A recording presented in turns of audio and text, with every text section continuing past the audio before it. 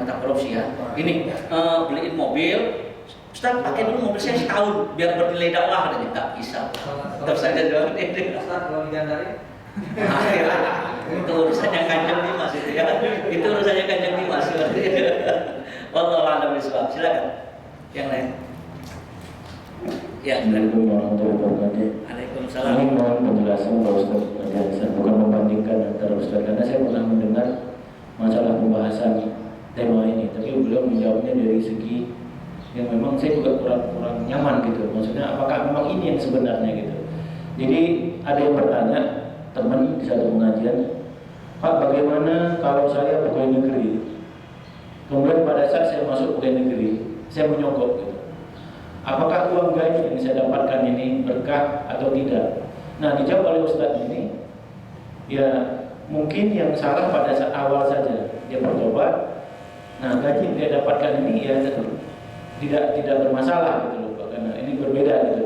Termasuk kalau ada orang korupsi, dia naik hajinya sah gitu loh, tapi dia tidak berkah gitu loh. Nah seperti bagaimana nih penjelasan seperti orang yang mendapatkan riba. Nah, dia harta yang dapat tidak berkah gitu. Padahal Allah sendiri sudah menjelaskan bahwa riba ini saya sendirilah yang akan menghancurkan. Berarti kan sudah Allah ini sudah cukup marah gitu dengan riba. Tapi kayaknya di sini agak diringankan gitu. Nah, cuma hartanya saja tidak berkah. Sehingga orang akhirnya dengan penjelasan seperti ini berarti ya tidak ada masalah gitu loh tentang riba ini. Mohon penjelasan Pak Ustaz. Assalamualaikum warahmatullahi wabarakatuh. Waalaikumsalam warahmatullahi wabarakatuh. Saya ya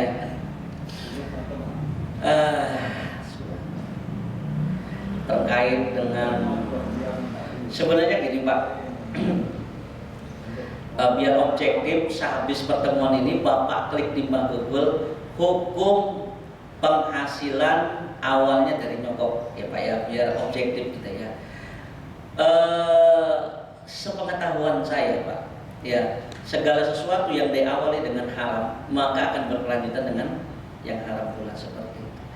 Saya sudah pernah membaca fatwa dari Lajnah Daimah lil Buhuth Ilmiah wal Ifta, seseorang yang memperoleh pekerjaannya dengan hasil nyodok maka sampai akhir hayatnya penghasilannya dihukumi haram.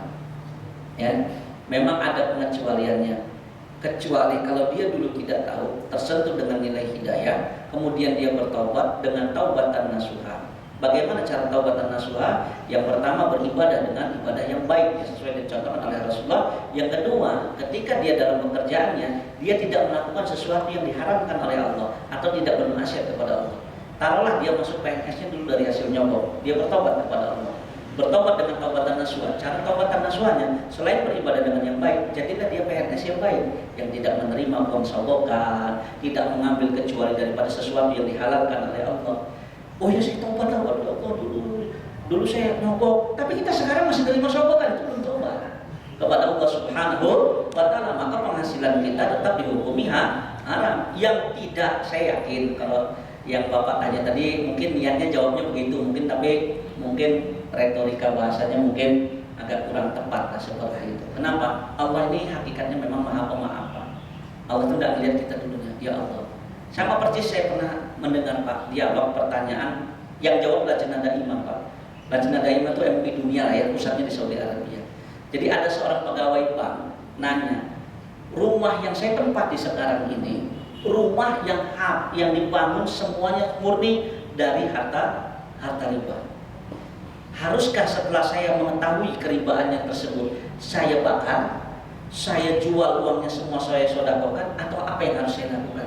Jawabannya tidak. Bertaubatlah kalian dengan taubatan nasuha, iringi perbuatan taubatan nasuha tersebut dengan sedekah. Rumah yang kamu tempati itu tetaplah ditempati, jangan dibakar, jangan dijual, tapi harus banyak sedekah. Itu kalau riba. Tapi beda kalau korupsi. Kalau korupsi, harta yang pernah dikorupsi, cara taubatan nasuhanya harus dikembalikan. Ya. Saya merasa alhamdulillah dapat teman Pak. Ya. PNS nih, mohon maaf juga Pak ya. Ya di Dinas Keuangan ini ya. Dengan ceramah seperti ini pulang konsultasi sama istrinya. Habis itu dia mengatakan, saya sama istri sepakat Ustadz. Saya dengan jabatan saya sekarang, saya lihat daftar kekayaan saya, harusnya saya cuma punya segini, selebihnya harta yang tidak halal Ustaz. Saya mau kembalikan ke Ustaz. Saya bilang jangan kembalikan ke negara ya. Kenapa? Habis lagi nanti saya bilang bagaimana penyalurnya Pak Ustaz? Berapa totalnya? Ya sudah, saya bilang ayo ke gunung nyari daerah-daerah yang nggak punya sumber mata air. Dia menyediakan pipanya, ratusan pipa, pipanisasinya dia. Daerah yang nggak ada airnya, buatkan sumur bornya, sampai duit yang haram itu habis seperti itu. Karena zaman sekarang banyak orang tobat dari perbuatan korupsi, tapi duitnya nggak dibalik-balikin, Pak. Ingat syarat taubat dan nasuha itu ada 4. Yang pertama adnanmu, menyesal. Yang kedua berhenti. Yang ketiga tidak mengulangi kembali. Yang keempat ini Pak adalah bertaubat ketika pintu taubat masih dibuka. Tapi ini kalau dosanya hanya terkait antara hamba kepada Allah. Tapi beda kalau hamba kepada hamba yang lain. Kita taubat tapi kita nyuri, nggak dibalikin, nggak bisa Pak. Sampai pada tahapannya saya dulu diajarin kalau kamu sekolah dulu, sekolahnya Darmaji, ngerti Darmaji Pak? Kalau di kantin Darmaji, dahar 5 ngangkuna hiji. Ya. Gorengan ngambil 5, begitu bayar berapa kata bu kantinnya? 2 katanya kan. Itu sampai diperintahkan kembalikan berapa? Nggak ketemu orangnya, bersodakolah atas nama bu kantin. Sampai harus seperti itu Pak, ya kan? Dan ini pernah ditanyakan sama lanjutan imam. Saya pernah punya hutang sama seseorang. Saya niat bayar hutang, bukan tidak berniat bayar hutang, tapi yang punya piutangnya sudah meninggal, ahli warisnya saya tidak tahu, nggak pernah ada di mana-mana. Akhirnya apa? Disuruh bersedekah atas nama orang yang punya hutang tersebut. Ya. Allah a'lam bishawab. Assalamualaikum warahmatullahi wabarakatuh. Ustaz, masih hubungan dengan sogok penjaga nih Pak. Jadi sudah lumrah kalau orang di pemerintahan ini kasusnya ya seperti itu.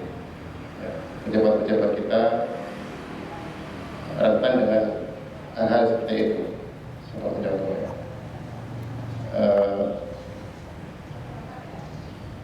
Apa yang harus kita lakukan Ustaz? Ini satu kasus contoh Ustaz. Ketika kita diundang untuk suatu acara katakan makan oleh seorang pejabat yang udah kita indikasikan dia udah biasa main soto-soto. Makanan yang kita makan itu hukumnya seperti apa Ustaz? Itu yang pertama. Yang kedua, kasus lagi semisal kita terima uang THR dari pimpinan kita, dan kita tahu uang itu bukan secara resmi dari ada aturan yang melegalkan itu, dan kita tahu tidak mungkin pimpinan kita ini mampu untuk memberikan THR sebesar itu, karena kita tahu gajinya seberapa, bunganya seberapa. Dan kita tahu pasti itu sumbernya dari mana, kita tahu gitu. Bagaimana status uang ini. Pak, saya coba percepat jawaban ini dan mudah-mudahan ini pertanyaan terakhir Pak. Saya mohon maaf karena istri saya nelpon sampai 3 kali. Istri saya sudah tahu jadwal saya Pak. Kalau nelpon sepertinya saya agak terganjal karena istri saya tidak pernah nelpon saya kalau saya lagi ngajar Pak, kecuali untuk perkara yang darurat. Yang pertama Pak, kalau sudah terjadi status makanan yang sudah pernah kita makan, iya statusnya adalah haram, jelas seperti itu. Tapi kemudian kita boleh bertobat kepada Allah Subhanahu wa Ta'ala. Dengan cara apa bertobatnya? Dengan cara tidak melakukan perbuatan yang sama. Berhenti dari suap menyuap. Suap menyuap kan hukumnya kita semua sudah tahu Pak. Ar-Rasi wal Mu'tasi finnar. Yang menyuap sama yang disuap sama-sama masuk neraka, seperti itu. Kemudian yang kedua Pak, terkait tentang masalah THR atau apapun bentuk yang kita merasa ini nggak ada kaitannya dengan pekerjaan saya dan ini bukan haknya kita. Yang paling tahu itu haknya kita atau bukan kan sebenarnya kita Pak ya. Benar tidak Pak? Ya kan? Maka harus kayak saya apakan duit ini? Tergantung. Yang pertama, antum berhak nggak dengan duit itu? Yang paling bisa menjawab itu sebenarnya adalah diri kita. Kenapa? Aturan itu kadang-kadang dibuatnya karet Pak. Bisa tarik sana, bisa tarik sini. Hanya hati nurani kita yang paling tahu. Saya pernah Pak dititipin duit. Saya bilang, ngapain dititipin duit sama saya? Pegang dulu sampai hukumnya jelas, Ustaz. Kenapa? Pimpinan kantor saya ngasih ini jumlahnya agak besar. Bilangnya ke saya uang lembur. Saya merasa saya nggak pernah lembur, katanya. Saya takut ini bagian apa-apa dari pimpinan ingin melibatkan saya. Ya saya pegang dulu sama saya sampai uang statusnya jelas. Begitu statusnya jelas diomongin sama pimpinannya, Pak, itu uang apa sebenarnya? Udahlah, terima-terima saja. Nah, dia akhirnya mengatakan, Ustaz, itu bukan haknya saya. Ya, harus dikembalikan. Dia kembalikan seperti itu. Ya kan? Cuma resiko mengembalikan itu luar biasa. Beliau ini membalikan yang saya ceritakan ini, ngomong, kalau kamu idealis, paling pantas kamu keluar dari pekerjaan ini, gitu. Karena memang dunia pekerjaan mereka kan memang sudah dunianya nerima atau mengakomodir kepentingan orang lain seperti itu. Ya, tapi itulah Pak, memang benar Pak, ya, menjadi pegawai yang idealis itu resikonya besar. Minimal akan dikucilkan seperti itu. Ya, tapi ingat, barang siapa yang meninggalkan sesuatu karena Allah, Allah akan gantikan dengan sesuatu yang lebih baik. Saya rasa cukup dulu ya. Saya mau kembali balik ke saya. Sudah 3 kali. Baik, jazakallahu khairan katsiran para ustadz yang telah memaparkan ilmunya kepada kita, memaparkan materinya kepada kita. Mudah-mudahan menambah motivasi kita untuk beribadah kepada Allah Subhanahu wa taala. Amin ya rabbal alamin. Marilah acara kita tutup dengan lafaz hamdalah dan doa kafaratul majlis. Alhamdulillah rabbil alamin. Subhanakallahumma wa bihamdika asyhadu an la ilaha illa anta astaghfiruka wa atubu ilaik. Saya selaku pembawa acara, apabila ada kata-kata saya yang salah, saya mohon maaf pada Allah, saya mohon ampun. Wabillahi taufiq wal hidayah. Assalamualaikum warahmatullahi wabarakatuh. Waalaikumsalam warahmatullahi wabarakatuh.